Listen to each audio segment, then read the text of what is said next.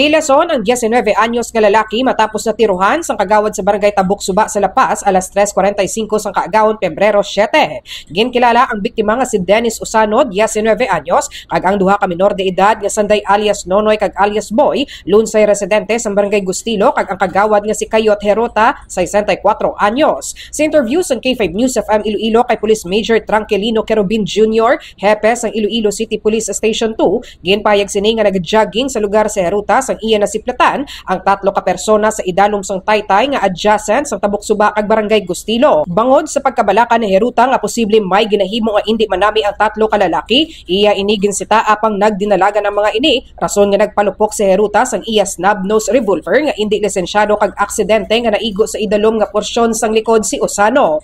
Depensa naman sang 3 ka persona nga una sila nag-standby sa Gustilo apang naghampang ang mga ini sang hide and seek o kun panaguay tubtob nga nakalabot ang mga ini sa Tabuk Suba. Sa pag-usisa naman ni Kerubin sa mga barangay officials sang Gustilo nga wala sang bad record ang 3 sa ila lugar. Samtang nag-aregluhan naman ang magtimbang nga bahin apang pasakaan sa gyapon sang kaso sa pagbayular sa Comelec gun ban si Heruta nga yara na sa paghinakop sang Iloilo City Police Station 2. Mga ka-K5 sa diri nga area na siplatan ni Kagawad Heruta ang 3 ka mag-abyan nga nagapanago sa idalom sang tulay kung sa diin ti bangod nga private property kag kaagahon mga ka-K5 nagsulod sa pinsar ni Kagawad Heruta nga may ginahimo nga indi amo ang ining 3 ka persona, rason nga iya ini aksidente nga natiruhan no kag kung sa diin ang isa diriya ka biktima naton ang naigo mga ka-K5.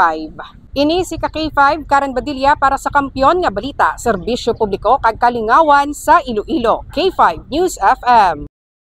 This news is brought to you by, do you feel tired all the time? Do you have frequent infections? Do you have always cold? It's a sign of low immune system. Boost your immune system with Clinica D3 Bio. Antibacterial, natural antioxidant, immune system booster. Clinica D3 Bio has vitamin D3, lauric acid, and monolurine to fight against all viruses. Try Clinica Vitamin D3 with Coccus nocifera.